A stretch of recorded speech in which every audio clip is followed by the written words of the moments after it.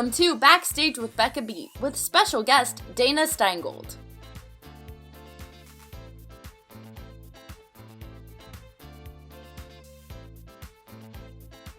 Hi everyone, and welcome to this episode of Backstage with Becca B. On this episode, you might know her as the Girl Scout and a Lydia understudy from Beetlejuice on Broadway. She also was a member of the national tour of the 25th annual Putnam County Spelling Bee, and was in Off-Broadway productions of The Visit, Avenue Q, Saturday Night, and Anyone Can Whistle. Please welcome Dana Steingold. How are you? I'm doing good. I've been keeping busy with this little interview series talking about theater, and trying to do my part to keep the conversation of theater alive, because I'm not talented like you all are, and I can't post like covers and videos, so I don't think people want to hear me sing. So Totally. How can I help to bring theater back, like the conversation? That's awesome. Yeah, and honestly, it's like everyone's doing their own thing. I think some of us feel less filled with covers than others. You know what I mean? Yeah. I think we're all like focusing our energies differently. For me, I think it's been advocacy and politics. So it's just like, you know. Yeah. Well, how are you? I'm good. Like hanging on. Yeah. As everyone else is. Yeah, just trying to make it through one day at a time. Yeah, like what month is it right now is my problem right now. Completely. I can't believe it's been almost I think it's almost 8 months, right? At this point. It's crazy. It's insane. Yeah. I was actually saying the other day, I was like, oh, all these hairs are starting to grow back because they're not like broken from pin curls. And I was like, yeah, it's been about 8 months. That makes sense. That makes sense. Yeah. Hey, there's pros and cons to totally. that. Yes, my hair is very healthy. My cords feel great. Yes, we love that. So, anyways, I'll get into some theater questions that I have for you. Okay, yeah. So, have you always known that you wanted to perform and act in theater? Yeah, I think so. I was just kind of a precocious kid, and I had a lot of energy, and I was always I was in dance classes from the time I was about 3, and my mom said I was always the one who knew the dance, and I would get upset when other people didn't execute it correctly.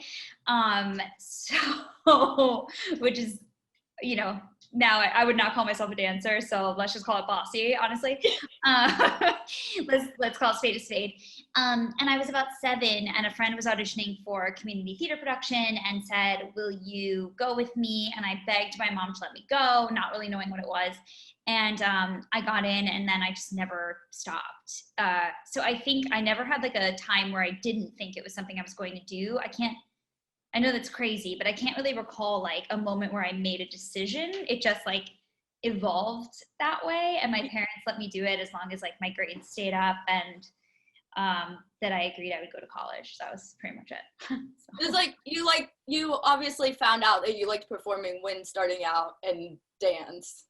Yes, for sure. And I was always singing. I was the kind of kid who watched a movie one time and knew all the lines, that kind of thing.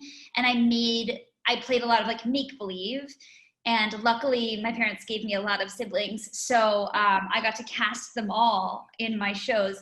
But our biggest, I would say our most popular production was Cinderella, and I was always Cinderella, and my siblings were always the evil stepsisters, all the time. And I think we all have this very similar area in our home where some place was the stage. So for me, it was the fireplace was the stage, and behind the couch was backstage. Yeah, my siblings spent a lot of time backstage. I'm sure they loved being the evil stepsister. They loved it. There's a lot of embarrassing videos of me being it is not your turn. Stay backstage until your cue. Yeah, the weird thing about all the shows I produced and directed and starred in is that they didn't have a lot of lines. So there is a theme to them. Yeah, for sure. I was very much featured, and they were very much not. And they were I need this for my resume. Yeah, exactly. So But it got better once I started doing real theater. Yeah. What was the first like theater show you performed in? It was The King and I at the Jewish Community Center in West Bloomfield, Michigan. And I played Princess Yowlik, and let's recognize that it was a different time and that that's not an appropriate thing for anybody to be playing at this point in time. But I had a few lines, like at the end, she's like, "Dear Mrs. Anna," and she has like a little monologue. And I just loved it. And I heard people applaud for me for the first time, and I was like, that's it. Like, I don't have to explore any other career choice. And then kind of going off of that, what was the first show you ever saw? Ooh, the first show I ever saw was, well, I guess it probably was a concert of Sharon, Lois, and Bram, which is probably like way before your time, but they were amazing. They were like a kids band, and I was obsessed with them. And the first musical I saw was a community theater production of Your Good Man, Charlie Brown, starring, ready for this, because this is like crazy. It was Danny Gerwin, Aaron Dilley, Hunter Foster, and Sutton Foster. And they were all like within 4 towns from me. So those were like the people I grew up watching community theater. So I thought community theater was very professional because they were all so gifted and went on to like major careers in theater, obviously. So I remember seeing that production of Charlie Brown being like, these people are amazing. Not knowing that community theater was not typically like that. Yeah. And my first Broadway show was Cats at the Winter Garden. Ooh. Like, hey, it came full circle. Very full circle. Yes. and I'm gonna get into Beetlejuice later, obviously. Sure. Yeah. Because I mean, people want to hear about that. But so where did you go to school, and what was your experience like in school with theater and education wise? Sure. So, I mean, growing up, I went to just a regular public school. I did theater in middle school, and then in high school, I just like basically did theater outside of school and kind of got forced into doing the musical my senior year. And they were like, come on, you have to do one, like you're going off to study musical theater. So I did How to Succeed in Business without really trying that year. And I had a great time, but, and then I went to NYU, and my experience was kind of amazing because NYU is a little bit different than, let's say, like a Michigan or Carnegie Mellon. Neither good nor bad, just a little bit, it's a bigger school. You get to experience and work really closely with like film majors and screenwriting majors and directing majors, et cetera. So I had a lot of experience just doing a lot of like student productions, not just like the main stages, which was really cool. And a lot of those people have become like constant collaborators today. And like Alex and I actually went to school together, and we've done a couple like really weird shows where we basically did them for free with our friends who wrote them just kind of for fun. And that's really like what theater should be about. But once you get to a certain point, you sort of like the politics of it and the business part of it takes over. So in a weird way, I think the time we're in is sort of like bringing us back there of like doing things for the joy of it in a weird way. Yeah. If there's one good thing to come out of this very strange time, but. Yeah, but I feel like in school, like one of the great things about like going to college for what you love is building the connections and meeting people who you can team up with for projects, which like that's amazing that you were able to like team up with people from your school to create theater. Oh yeah, and for me it started long before. I actually went to a theater camp called Stage Door Manor in the Catskills growing up, and so many of my friends are like who are still with me today are my friends from summer camp. And I think probably because it was the first time I was in a place where people were as passionate about theater as I was. And like the nerdier you were, the cooler you were. You know what I mean? Love it. Love it. Because the more you knew about theater, like it made you like kind of like you were like a jock, essentially. You were like the equivalent of a jock. So you were like varsity musicals. And that's actually where I met Connor Gallagher, who was the choreographer at Beetlejuice. He and I did my very first show at Station Manor together. I was 13. He played my father in The Boyfriend. And then, you know, obviously because of camp, we stayed in touch. And right after college ended, he performed for a while and then started thinking he wanted to choreograph and direct. And that was really the way he was headed. And my friends from college had written a show and they were looking for a director for the Fringe Festival. And I was like, oh, you should call my friend Connor. And that is actually like the first project that Connor and his associate Nancy Braun and I all worked on together was a Fringe show. So it's very full circle. Yeah. Yeah. There's so many full circle moments in your life. It's like things happen. All roads lead back to Beetlejuice in like a very strange way. Yeah. Yeah. It's a everything happens for a reason, so to speak, type of thing. Absolutely, yeah. Like if you had met this person, who knows what would be different in your life. Yeah. It's always like that, which is why you should always like, if something seems fun to you or it's somebody you want to work with, like just say yes as long as you can. There are times where you're like, if I say yes to this, I'm not going to make my rent. Like I have to like work at night, whatever. But I always say, just like say yes to as much as you can because you never know the friendship you're going to make, the collaborator you'll end up like really connecting with. You just don't know. And also it's a chance to perform, which is really why you got into this in the first place. It's, you know, so often we get lost in like the hustle of it and the feeling like we have to keep like getting to the next place, where if you just enjoy where you are, you're like, I am performing, like I'm doing it, I'm being an actor. And it doesn't matter that I'm getting paid $12 a show. You know what I mean? I'm an actor because I am doing it. So. And yeah, you're doing something you love. Yeah. And do you think that it helped that at NYU that you were involved with the film and TV programs, kind of like, especially now? Do you think it's helpful in this? Oh, yeah, for sure. I mean, if nothing else, it just, NYU, even though I study musical theater, I feel like the emphasis is actually less on the musical part, which for me was great. I think it challenged me. I think it allowed me to step outside of my comfort zone and become a really strong actor first, so that I could walk out of school being like, I'm an actor who sings. You know what I mean? And I'm not afraid of doing a play or doing, you know, not that anybody who goes to another school is, but we're really forced outside of our comfort zone. Like I don't know many musical theater programs that start out making you do like Arthur Miller and Chekhov instead of like starting with Rodgers and Hammerstein. So in a weird way, there are rules I probably won't play for a long, long time, if ever, but it stretched me to a place of being extremely uncomfortable. And really that's when you learn the most. And I wish somebody had told me that in school, because it would have been a lot more enjoyable at the time instead of so like, oh, but I look back and all the times that I really was like, I am so uncomfortable because I feel like I'm terrible right now. Like I feel so untalented. And those are always the times that you're learning the most. Yeah.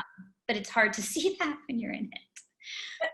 Especially with performers. Performers are tough on themselves. Yeah, I think we all tend to be a little bit type A. Like there'd be no way to do this job because you have to multitask at so many levels all the time. So many cylinders are firing at once. So like you have to be a little bit type A, because also like your performance isn't about you. It's about all the people around you.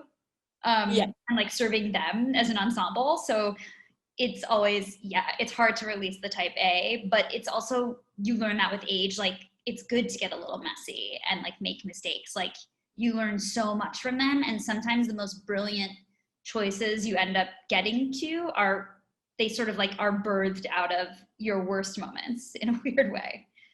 Or what you think is a worst moment and people don't notice in the audience. Oh, totally. I'm sure you've had that when like after a show you go up to like a friend and you're like, I messed up on like this millisecond of a song, and they're like, when? Yes, absolutely. They're like, are you crazy? When? Yeah, of course. We're all like so hard on ourselves, but I think like the older you get, the easier it is to kind of release that and just be like, I'm a human, I'm not a machine. You know, it's going to be my version of this today is not necessarily my version of this tomorrow. I'm going to hit all the same storytelling marks, but like no one is at 100% of the time. It's just not possible. So I think like we get easier on ourselves when we get older, and I would gift that to myself as a younger person and to any young person I speak to now. I'm just like, go easy on yourself. It's okay to be imperfect. And in fact, I think the best performers are imperfect. And when I really look at who I idolized growing up, I didn't even realize that's what I was looking up to, if that makes sense. I saw perfection, but it was perfection within the messiness, which is what makes them so interesting and makes them stars, you know? Yeah, they're human. Yeah, exactly. So, getting into Beetlejuice, you were involved in Beetlejuice from the beginning stages, yes? Yeah. So, like, the very beginning, how did you get into working with Beetlejuice? Oh, gosh. You know, when shows are first in development, oftentimes when they're doing readings, they don't hold auditions. They just kind of put a breakdown out, and agents will submit a list of names, essentially, you know, they want to be considered. And there's usually not auditions. Usually everyone on that list, it's sort of a shorter list and they've been around for a bit, and it's like they can either be looked up on YouTube, or you'd been in for Alex Timbers or been in for Chris Kukul or for something else. So I think like it was just kind of a weird serendipitous thing where it was like I was kind of ripe for it, and my agent pitched me and they were like, great. And then I showed up. As all good actors do, you show up. Yeah, and then I just kind of, I saw what it was for the first time. I saw a Girl Scout and I was like, I think I know what this is. I'm going to try it this way. Like, I think it has to sort of be like 1 foot inside the joke, 1 foot outside of it, sort of like with a wink to the audience. Like, if you're ever really concerned for her, it becomes unfunny. You know what I mean? Like, you have to be like concerned, but in that like, oh no, like in that it's a very different kind of, I guess it shouldn't be stressful. It should just be like, you know, something like hilariously strange is going to happen to her. And luckily they kept me on and let me stay. And I feel very grateful that they let me do so. What's it like workshopping a show and watching it grow as like you're involved in it? Yeah. Honestly, it's such a gift. It's really rare that people get to stay on from the very, very beginning. I think it's a testament to our creative team. They're super loyal as well. And I think like when things were working and they saw people sort of like gelling certain relationships, both on stage and off, I think they kind of smartly like kept those pods together. It was the very first reading, Carrie, Jill, Danny, and Leslie and I were the 5 who were there, and Gilbert. And the next go, Alex and Sophia came on. And also, I think that was also possibly when Adam Danheiser came on too. And then we all kind of like spent a few years developing it. And it's cool because you get to see all the changes. You get to see like great choices, things that we thought were hilarious, but like didn't ever make it out of the room, but are like these really fun sort of secrets for us. You get to watch people develop and try things and really find their way. And like we watched Sophia grow from like a real, when we first met her, I think she was like she had just turned 15 maybe. Wow. So it was like really like watching someone like move through their teenage years and become like a woman, and which was just very cool. And watching her grow into her own, I mean, she was always like insanely talented. She was never talented like a 15-year-old. She was talented like a 45-year-old woman. Like she's just gifted. But it was really cool to watch her like own that space and watch her performance grow too. So yeah, it was just a really special experience all around, I would say. How do you go about creating a character? Like, since you developed your character? Yeah, I think, well, the first thing you do obviously is you read it. You go with the context cues that are given to you. You know, obviously with something like Girl Scout, it's specific because it's a comedy piece. So, and I also have so little time. You have about like 10 seconds to make it make sense for people. It's a character that nobody's seen before. So you kind of have to lead like with heart a little bit, because otherwise it becomes this like caricature of this thing. And then people are like, why are you here? So even though it is in broad strokes, I think when I was approaching it, I was sort of like, I need to see exactly how small of a choice I can make and like how small this can be, because I think with that song, it's like less is more, or it becomes like a hat on a hat kind of thing. And the more shtick you try to do to be like a kid, the like less it reads in a weird way, I think, at least in my experience of trying things. Could be different on someone else. So yeah, I always just kind of go with like lyrics, context cues, and then we had great writers and a great creative team who sort of like saw what we brought in the room and then were like, can you just punch this? I think it'll make a really big difference. Or this is really landing. What if you try it, like just up the stakes of like this by, 10%. And that, it's a collaboration. It's never just an actor. It's why, the whole team is important. Yeah. Yeah. Do you think, what's the biggest change that happened from pre-Broadway to when Beetlejuice was on Broadway, do you think? Yeah, sure. Well, I think from the very first reading, if we're going all the way back, Lydia's mom was a character. So she actually found her in the netherworld and she sang a song that was sort of like home, like in that position, about her like going on to live her life.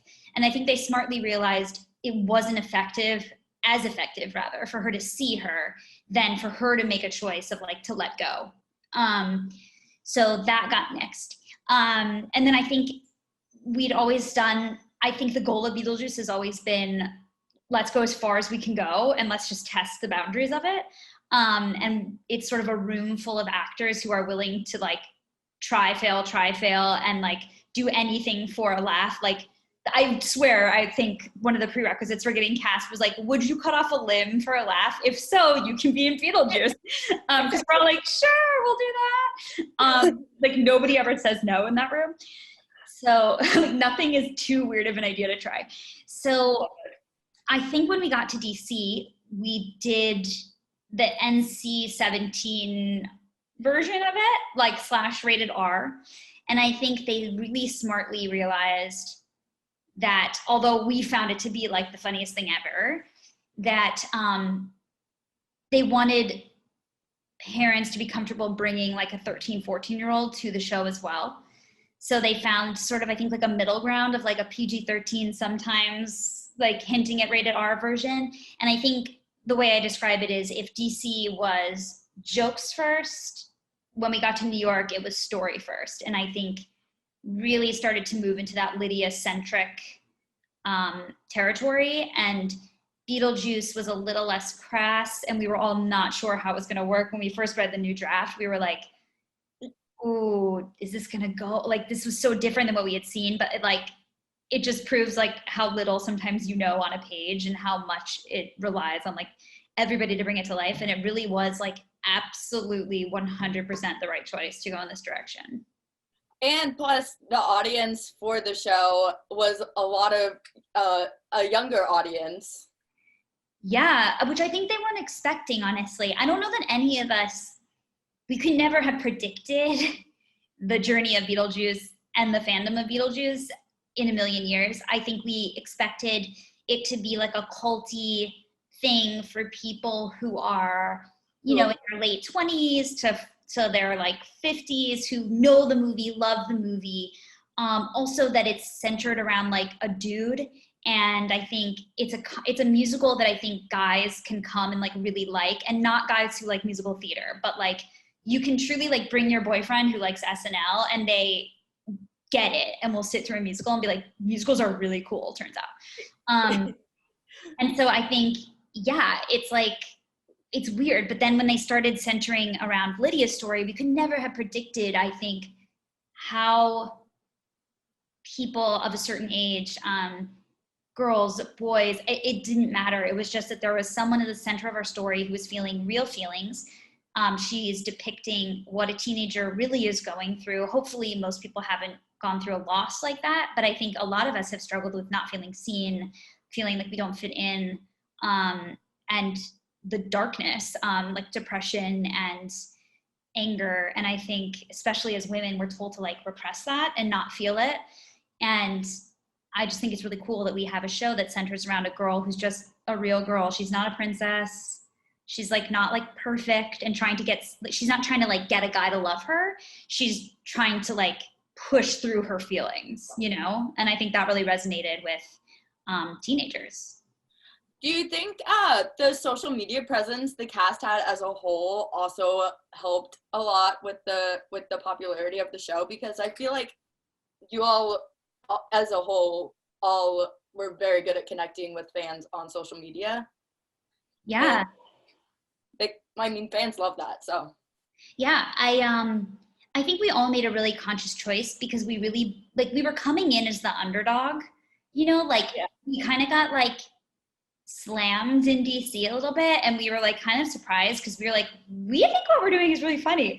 And then the same thing kind of happened in New York. It was sort of a mixed bag, but we knew what was happening in the theater every night was really special. So we were like, if somebody who sits, you know, from a critical standpoint, if somebody who is sitting and watching this doesn't, like, they're not watching the show correctly if they're not seeing the response around them, right? Like, it could not be your cup of tea, but if you don't see that people are coming in cosplay and losing their minds every night, like, we're not seeing the same show or having the same experience.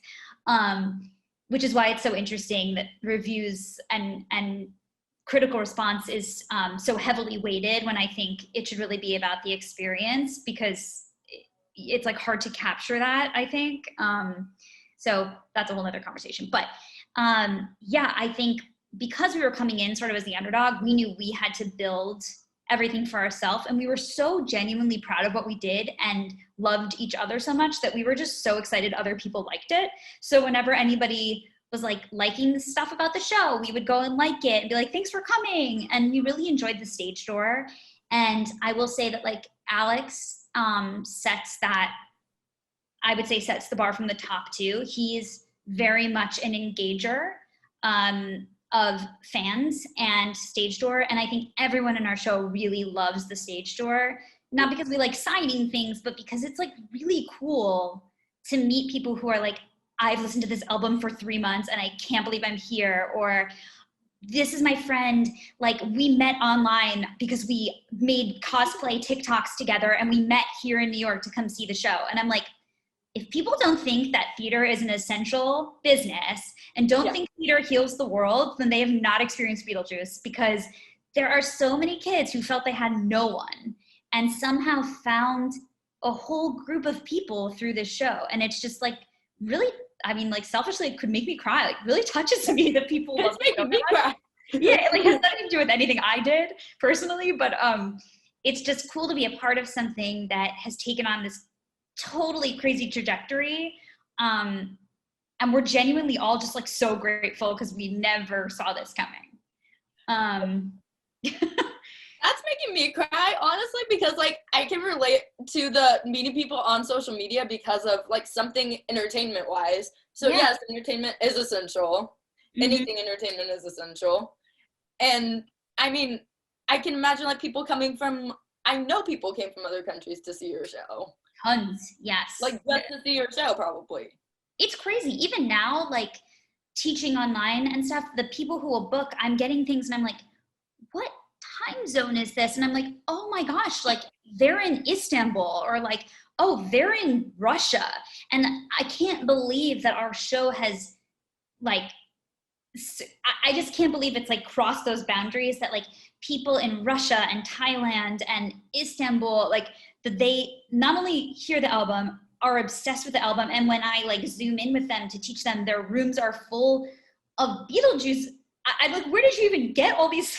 Like, how did you order this? It must have cost a fortune to ship it. Like, that level of commitment is like, I guess, like, overwhelming, but also like really beautiful. So it's, like, the pressure of it can be a lot, but it's also like really special. And you know, I think we were just saying the other day, we saw someone made a compilation video, people being like, thank you so much for Beetlejuice. And Leslie sent it to me, and then I sent it to someone else. And we all were like, it made us cry, because like, if we did nothing else, like, even if this is the end of the Beetlejuice book, which I don't think it is, like, we made people all over the world really happy for like a year. And you don't get to say that a lot about a lot of projects you do that kind of come and go and no one really cares. So. And it's like, regardless of reviews, as you said, like reviews, I don't trust them anymore because I've seen so much that's so good that maybe critics haven't liked that I love. Like, I mean, Pretty Woman too didn't get great reviews. I saw that on Broadway and I thought it was fantastic. Well, also there's all levels of entertainment. Like, entertainment isn't always high art. You know what I'm saying? Like, there has to be room for everything, which is, I think, what was kind of the conversation backstage when, we were like kind of discussing how it was received. We were like, not everything is The Band's Visit or Sunday in the Park with George, two shows that I love very, very much. And I think there should be a space for everything. And one of the things I think that we don't talk about enough, frankly, is that our show has also not only figured out a price point that was accessible to people and to families and to teenagers so that they didn't have to spend $180 a seat to see live theater, which so often you do. And they figured out how to make it accessible while still making a profit and selling out. But also we have the most diverse audience of any show on Broadway in terms of ethnic backgrounds, financial backgrounds, and I think we didn't really talk about that enough when we were sort of talking about like the theater discussion of moving spaces and whatnot. Because I think with all the talks of equality throughout theater, and we certainly want that backstage and in all levels of our industry, it also starts with the audience and expanding who the audience is and making it equitable and accessible for everybody. So I think our show kind of, we certainly didn't answer the problem, but I think like strangely helped and we're like a cog in that wheel of change in a weird way. Yeah. So I hope we see more of that in the future. I mean, I'm sure, and I don't think that anyone saw the last of the show. And then I have to ask about Lydia. So when did they say that you were also going to be playing Lydia and Understudying? Yeah, right before we went to DC, they told me I was going to have to do it. I think just because of the way the tracking was. So I think it was just sort of like my track made the most physical sense in the terms of like when they're figuring out where all the coverage can lie. And yeah, so they were like, can you just come in and like sing Dead Mom and do the scene? And it was just like Alex and Chris, like just our director and musical director and the casting director. And I was like, is this an audition? Like, this is terrifying, actually. Like, am I gonna lose it? And they were like, no, it's literally not an audition at all. You just like, we just had to like say we did it. And I was like, okay. So they were like, we're also hiring a child, like who's like gonna be like I was like, no, she'll cover you and Lydia. I was like, great. So truthfully, I never expected I would ever go on. So it was a surprise to me that I ever went on. Yeah, it like in DC, especially because Presley was so young, like Presley did all the rehearsals and I just watched and sort of noted in case like, God forbid, there was an emergency and like they were both ill or something, because I think in DC, definitely Presley would have gone on like 100% just because like for a million reasons, because then they'd have to swing someone on in my track and all these things. And then when we got to New York, they rehearsed Presley like through most of, also just because of the schedule of previews and all that stuff, like they mostly rehearsed her, and then like Sophia put in for her first vacation and they were like, we're gonna split it. And I was like, what? So then I like did like a kamikaze rehearsal process, but I've been doing my own notes, and I've been an understudy once before and I went on opening night. So I was like, always do your job, always be prepared, because you just never know when you're going to be called upon to execute.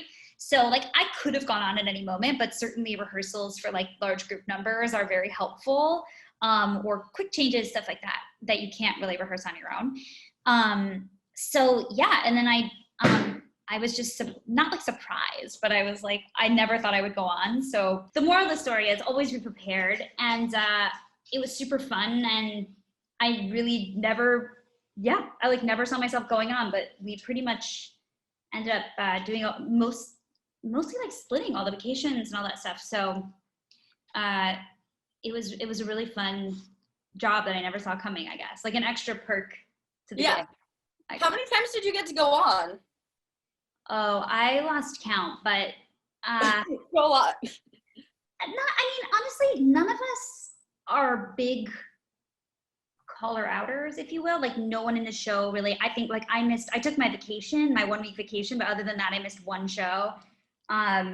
So I think probably, if I'm guessing, I probably did like 25, and Pressy maybe did 30. Wow. Hey, that's a good. Yeah, because a lot of times it's also just path of least resistance, like the least amount of people who need to be swung out. And if it was a last minute thing or a one-off, it was always going to be Presley, because like otherwise Brooke has to go on for me. Presley only does half my track. So it means 2 people are in, and then they're unavailable to cover other people. Everything's like a puzzle piece with a show with an ensemble like that, because everybody's covering multiple people. So it's just kind of a nightmare. But yeah, we got to do it quite a bit. And it was always like, I think it's exciting when understudies go on in any track. So how did you bring yourself into the character of Lydia? Like, how did you make her your own when you got to go on? Yeah, well, I mean, Sophia made an incredible blueprint. But then, all 3 of us are so different as humans. So I think really it's just about finding the truth, like what you see of yourself in Lydia. For me, I think it's like her drive and her persistence, and also her empathy. I think like Lydia of all the characters in the show is the biggest empath. I think she feels things really, really deeply, which I do too, in a way that I wish I didn't sometimes, because very like taking on like the weight of the world is like terrible quality actually, and I need to like really be better about it. But yeah, I think like that drive, that determination, and then I think because I'm older, there's also like a piece of it where I'm on the other side of it now, and I've made it through. So in a weird way, it sort of helps my journey, because not that I can play the end at the beginning, but I think the most beautiful part of Lydia, in my opinion, like my favorite scene, is in Home, because I think you really see that she's been the parent the entire time, and Charles has been like kind of playing the role of child, because he's just refusing to discuss, refusing to face any sadness, and she's like, just let me feel this, like let's move forward, please. And I think that's the biggest like turn for her, is like that choice to move forward. So I think because I'm a little older, I have a little bit of a different perspective on like those scenes. But it's just interesting. Each of us, I think, has our own favorite scene, our own best scene, and I think that's what's like exciting about seeing different people play all the parts, is like, no one's wrong. You can have a preference, but it's like no one's wrong, which is really cool, as long as you're kind of like hitting all the marks, you're not in anyone's way, and you're still telling the right story and doing the beginning, the middle, and the end. And I'm sure you have multiple fans who came to the show to see all 3 of you on. Yes, there are a lot of people. I truly, like, the Beetlejuice fandom is amazing. They're so supportive of understudies. They were like huge fans of everyone, and like Will and Natalie and Kim and Sean, like everybody. Our swings, who are the unspoken heroes of our show, like truly Brooke and Eric are the most, I don't know, they both cover like 11 to 13 tracks. Like it's like wild. And both of them have gone on with like moments notice in tracks they do not cover. Like they're really miraculous, and I could never do that. So I think like swinging is such a special skill, and our vacation swings, just they're like so into everybody, and it's very cool like to watch. Understudies, like, I mean, even understudies, like you all, I don't understand how you do it. Well, I think you compartmentalize, and you like, I learned like really early on, my first job out of school, I was an understudy, and it was in spelling bee, and I was covering 3 different tracks. So I realized early on, like, keep really good notes, always go over notes before you go on, even if you've done it a million times. And then I had a short list so that if I found out I was going on like 15 minutes before or like 40 minutes before and I wouldn't have time to like go over everything, I just wrote 3 things down for each character that would like help me center myself into it. So whatever those 3 things are for you, whether just like 3 traits, whatever they are, like for me, for Lydia, it was like 1 quote, 1 character trait, and 1 specific line of the show that sort of like set me off correctly. And then if you go on knowing that, like you just have to trust yourself and then you just take the ride. It's like, you know what I mean? Because you know it's in your bones, and it's about trusting and just riding the wave of it. Because I think it's usually you just get in your own way, if that makes sense. Because you can't really fail. Like, as long as you hit your numbers and you're in your light and nobody dies, like you can't fail. Like, nobody dying is a plus. Nobody dying is a plus, but you'd be surprised how many people get injured. So just because if you're 1 inch out of where you need to be in a packed production number, like Beautiful Sound, like that can really injure somebody, because like it means like Mateo slipping off the table and then doesn't have enough room, and then his like kicks somebody else in the head, and then, you know, or you're tossed in the air and you like aren't packed tight enough. Yeah, it's like there's weird little technical things you have to remember, but it only gets weird when you're doing more than 1 track in 1 day, because then you're like, yeah, which doesn't happen that much, but only happened to me like once or twice where I played like Girl Scout at the matinee and Lydia at night or something, and that's a little bit like, you're like, oh, change. Yeah. But usually you have like enough notice. Like you usually know by like 5:30 or 6 if that's happening at 7:30 or 8. So like, where am I right now? Yeah, and you're like, well, I was gonna have dinner with my friends between the show, but I think probably I need to focus. Yeah. Remember who I am in this next show. Exactly. Just like recalibrate my settings a little bit. But I mean, I always say it's like being an understudy is like, I compare it to making like a Thanksgiving dinner. If you try to take out all the ingredients at once, it's very overwhelming. So you're like, oh my God, like there's the heavy cream and the potatoes and the turkey and the gravy, and there's so many sides. But like if you just take each dish 1 dish at a time, you're okay. So I'm like, go on, you do like the opening. Great, you have 15 minutes before you sing Dead Mom. You're like, great. And then like once you get through Dead Mom, you have a little break, and then you're like really on the ride and you don't stop to think. And so I think you just have to take it piece by piece by piece, and then you'll succeed. Because if you see the end at the beginning, it's like a really long 2.5 hours. Oh yeah.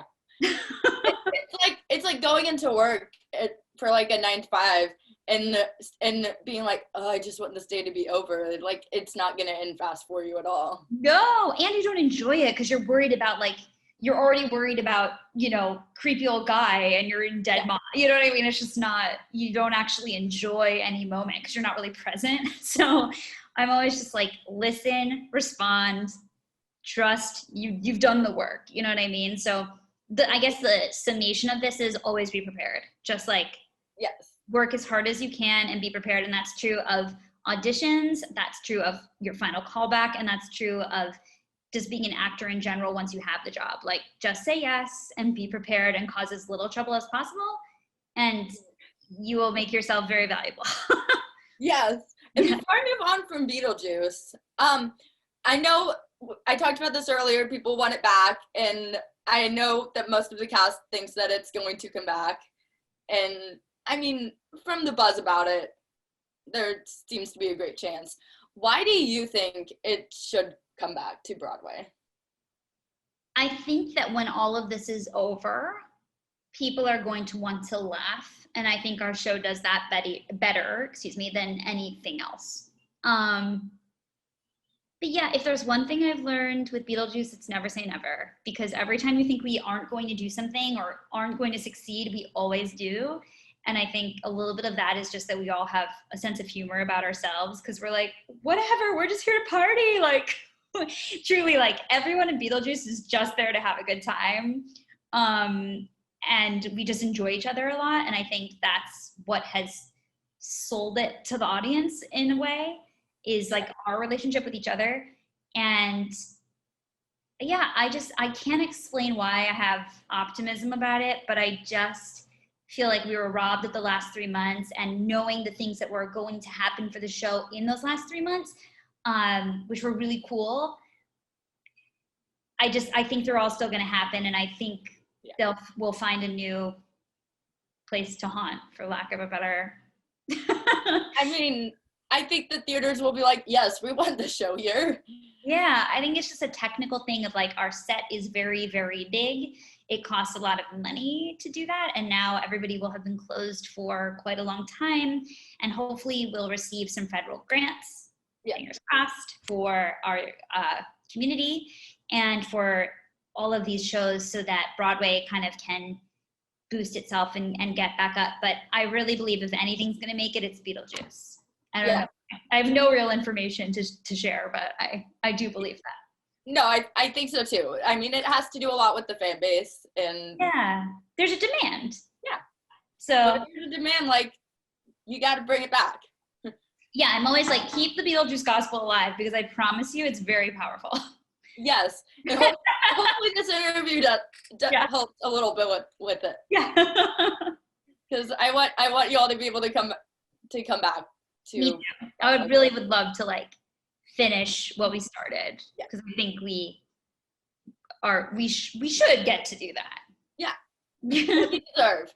Yeah. And then I've talked a lot about Beetlejuice, but what's another favorite show you've done besides Beetlejuice? You know, I've been really lucky to do a lot of great, funny shows. I had my first show out of college was doing the national tour of Spelling Bee. And that was just like going to graduate school, getting to work with like James Lapine and Bill Finn, two people who I like idolized still, but especially at the time too, like being fresh out of school. And that group that I was on tour with was just like this incredible group of people. We were all in our very first jobs, but now everybody's kind of like really successful. Like it was like Sarah Stiles and Lauren Worsham and Miguel Cervantes and Eric Peterson. Just like everybody's is all over the business right now, and just like succeeding on crazy levels. And Jen Samar, just really amazing cast. And it was like cool because we were all like 22 or 21. So it was like all of our first big jobs, and it was just really, really fun. And then Avenue Q is always fun. It's so hard to say, like in Anyone Can Whistle, Donna Murphy slapped me across the face, and I was in a scene, and I was like, this is such a gift. Like I was like, I'm being slapped by Donna Murphy on a nightly basis, and like, this is great. I always say like you get like one theatrical gift a year. Like you just have to, sometimes you have to look for what it is, you know, but you're like, oh, I got to do this workshop with Cheetah Rivera this year, and that was like 2 weeks of a master class or like whatever. So sometimes no one else sees the gifts. That could be. But yeah, I always think it's just cool to be in rooms with really interesting people, and luckily, whether they've been on like huge scale productions or not, I've gotten to work with a lot of really cool people. So, which is kind of what I'm hoping to do and moving forward to, is just like work with people I like to work with, and do weird stuff, because that's the good stuff, I think. Well, speaking of working with people who like you look up to and I mean admire their work, who's an actor or an actress that you would want to be in a show with, any show? Oh gosh, there's so many. I mean, I have been obsessed with Bernadette Peters since I've been very young, and I would like, I want to be young her in a movie of her life. Like, I love her. Make it happen, manifest it. Make it happen. Gosh, there are so many people. I've like, Eva Noblezada, I just think is amazing. I would love to work with her. I think she's just like so special. Oh my God, it's like so hard. There's so many good people. Like I could just start naming like, so, like Opera Hines is so amazing. And I just I'm obsessed with, like since childhood, Brian Stokes Mitchell. So like I would do anything just to like listen to him sing and anything. And There are just brilliant, so many brilliant up and coming people. There were directors that I'm just like, oh, I'd love to work with Sam Gold, and I'd love to work with Casey Nicola again in like a real production, not just like a encores kind of thing. And I think Mark Bruni's work is really cool. And, you know, it's just like, it's so interesting. Like, as you start to see things, you're like, wow, this is so weird. Like, I want to be a part of something they do, or anything they touch is so weird and interesting. I mean, Timbers is one of those people for me too. I just think he does such visceral work, and all his productions were so creative. And I was just like thrilled to get to be in a room with him and like watch how his mind works and develops, because you learn so much that way. Yeah, everyone in this business is like so clever in their own ways. Yes, I mean, even in our show, like watching, like Carrie Butler was someone I looked up to growing up. So getting to watch her work, and Rob work, and Brightman, who I went to school with and have known forever, but watching him work is really, really kind of brilliant. Like his mind moves so fast, and like new ideas are just spewing out of him at like rapid fire speed. And you're like, whoa, he just said something completely different 3 minutes ago. And it challenges you because it makes you have to like up your game to be able to keep up. And watching Leslie find all her like physical shtick, which is like so brilliant.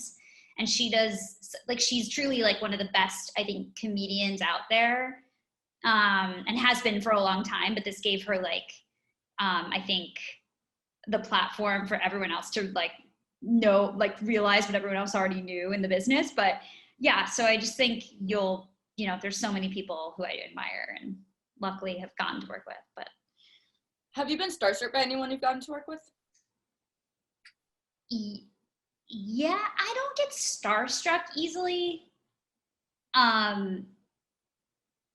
But I will say I did like a reading with Kelly O'Hara, and I was just like, just because cool.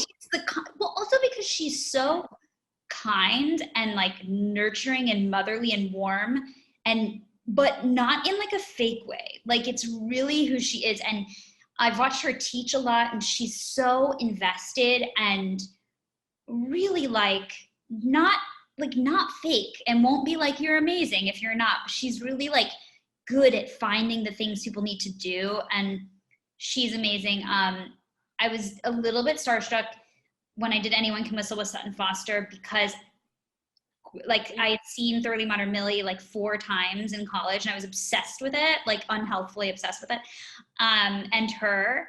So yeah, I was really a little bit starstruck with that. But otherwise, I don't get that starstruck. But there are people who, if I would meet them, like if I met Oprah Winfrey, I wouldn't be able to speak. You know what I'm saying? Yeah. I saw a video of her calling someone yesterday. So like, if you got that call, I put that on my story, and I was like, if Oprah Winfrey called me to vote in Texas, I don't know what I would do, like, to be honest. But it's like weird, because when you're meeting someone versus working with them, I think you have an automatic, like, when you're working with them, you have to put on this face of professionalism, so you can't get starstruck or you can't do your job. Yeah. Like, when you're outside of it, it's like, oh. Yeah, it would have been like if she called you, it would have been like, hello, is anyone there? Do we need to send someone up? I know.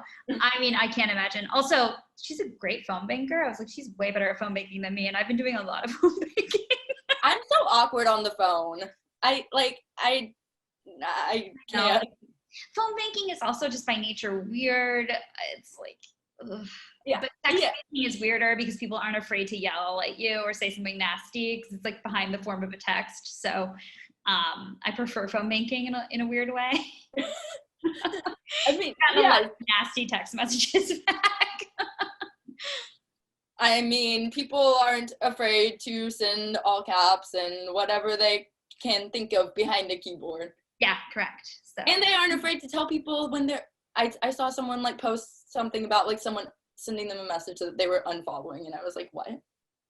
Oh yeah. Well, that happens. Like, I think it's happening to a lot of us with the political conversations happening. And I think like one of the most beautiful things about this time period has been that a lot of my friends and fellow actors, like we're all kind of in the worst place we've ever been in financially and emotionally and all these things.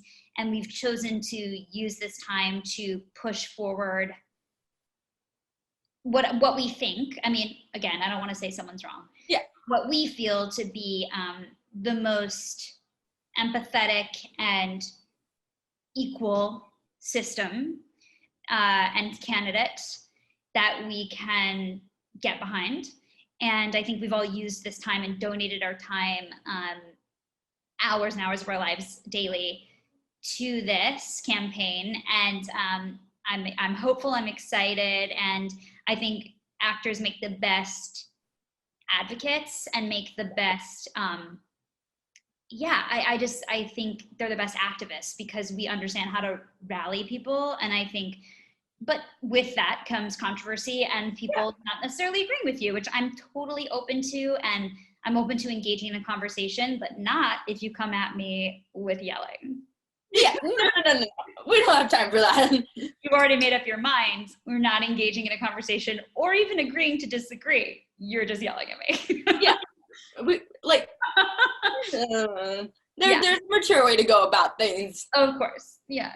And it's beautiful seeing a community come together to work and for like what will create, or maybe what people think will create a better world. Exactly. I don't know.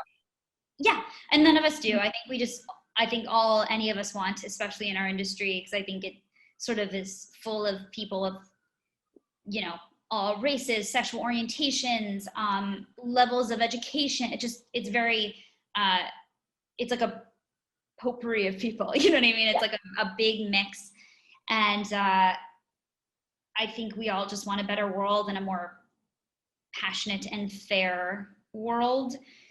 And yeah, it's been really nice to kind of see everybody kind of gather together around one idea, and we have the time for it this year, which I think we haven't necessarily had in the past, to really spend time like phone banking and text banking. And I'm going socially distant canvassing in a couple weeks in Pennsylvania.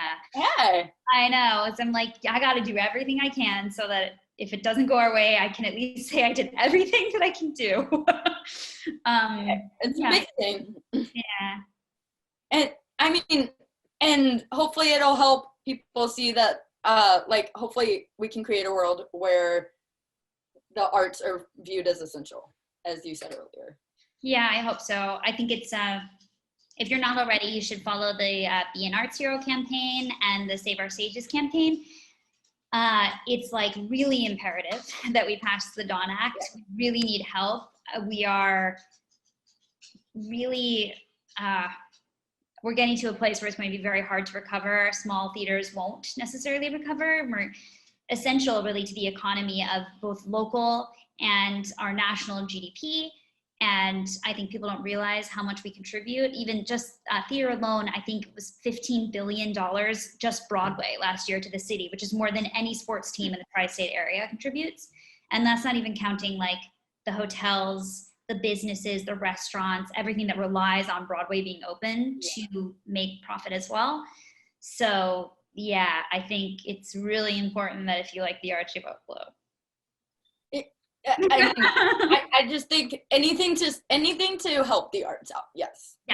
If you can't get behind the other things, get behind the arts. Maybe that's your way in. Yes. Yeah.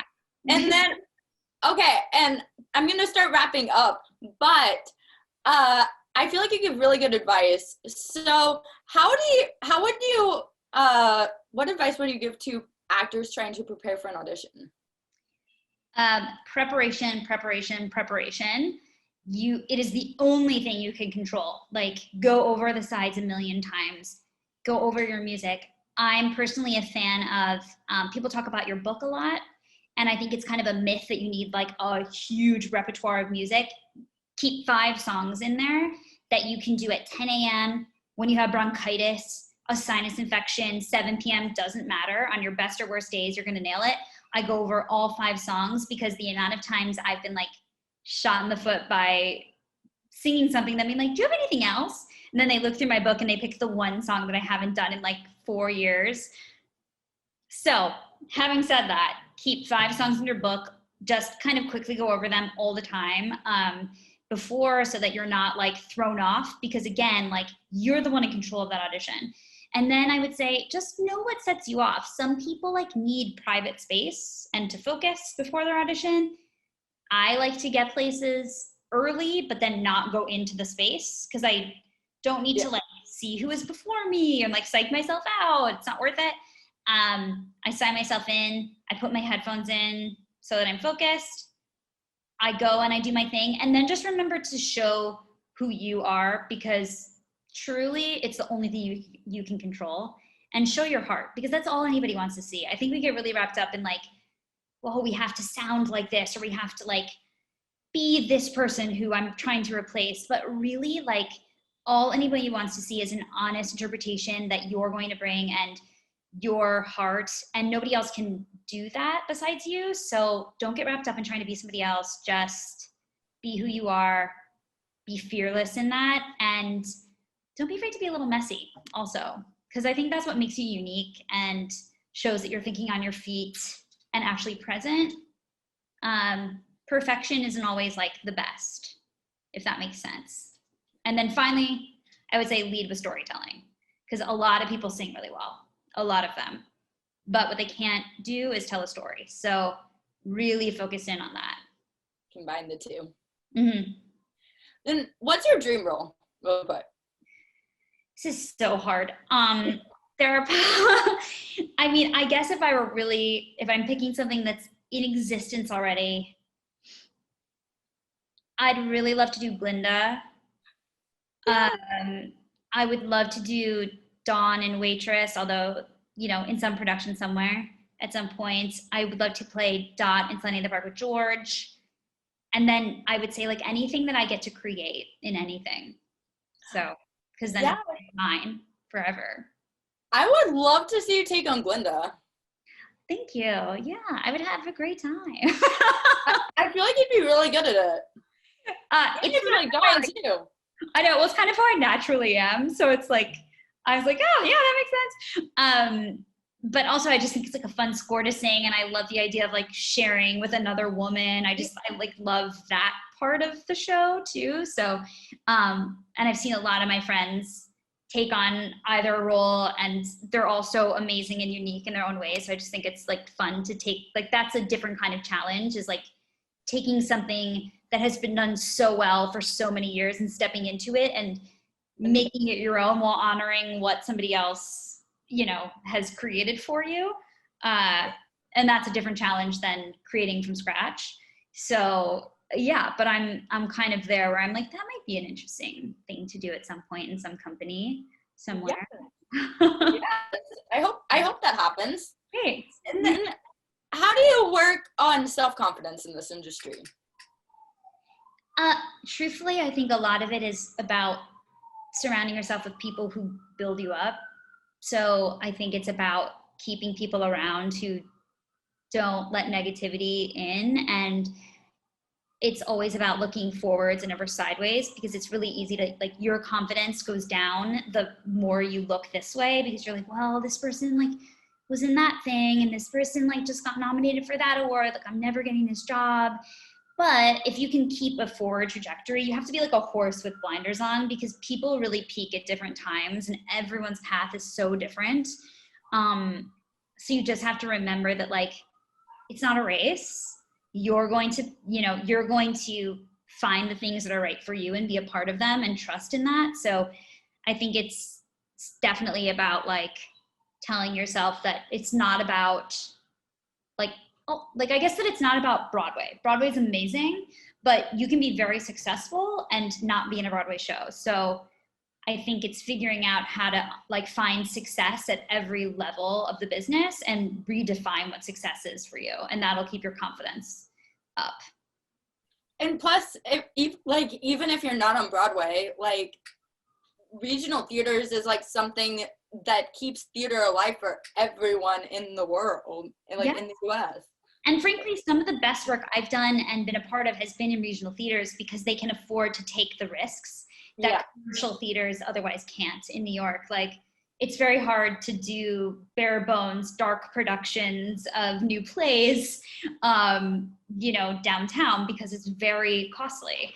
So it's very cool to travel the country and experience, I think, like the worlds of theater in each pocket. And I've been really lucky to do that. So yeah, take advantage of it. It's so freeing. You get to try things and you're out of like the limelight of New York. So if you fail, it's like, it's okay. No one's going to see you that you know. But it's also getting your name out in places all over the country. So when you are on Broadway, like people from other states will come to maybe see specifically you. Yes. And a lot of those theaters are so tightly woven into the educational sphere of their community. There are so many cool places like Baltimore Center Stage and Westport Country Playhouse and Paper Mill that really have a lot of work with the kids in the community who growing up like do theater, and they have great outreach programs and make theater accessible to kids who wouldn't otherwise get to see theater or afford it. And so it's very soul fulfilling to be in regional theater as well. So yes, they have everything. Speaking of making the theater world accessible to kids, you mentioned teaching. Mm-hmm. And so where are you teaching? What do you want to promote? How to get in contact with you for lessons or?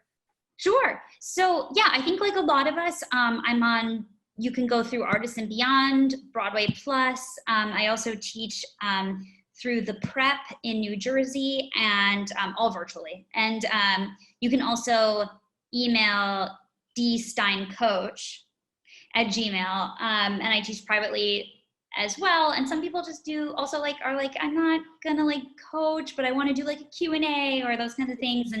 And not for just me, I'm plugging everyone right now in my world. Everybody is available right now. So it's a really awesome time to like hire somebody who really knows what they're doing and is actively pursuing it. If you want a mentor or a class or anything like that, like tell your teachers, tell your friends. It's a very good way to support artists right now who have no other source of income. So thumbs up. And that's me, everyone. I'm going to post all the links to where people can find you for coaching and stuff in the description. Awesome. Is there anything else you'd want to promote that you've been doing or? No, I mean, no. I'm here. I'm promoting being kind to people through this time. Please stay mentally healthy. I promote that.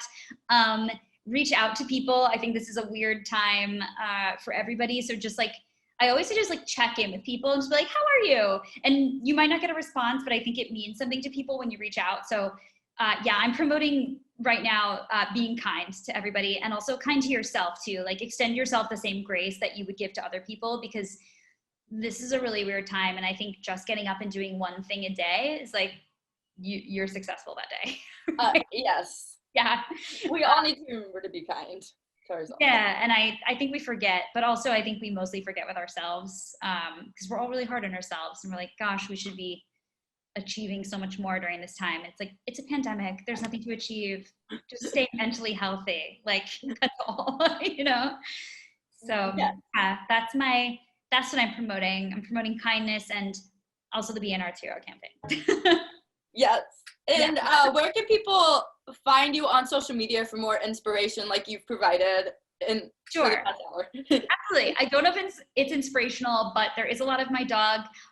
You can find me at dsteinface on Twitter and Instagram. And I love dog content. I mean, yeah, who doesn't? Makes people happy. So of course. That's important during this time. Absolutely. Literally, like, that's it. All we can do is find joy where we can right now. Yeah. Yes. Well, thank you for coming on this and talking with me.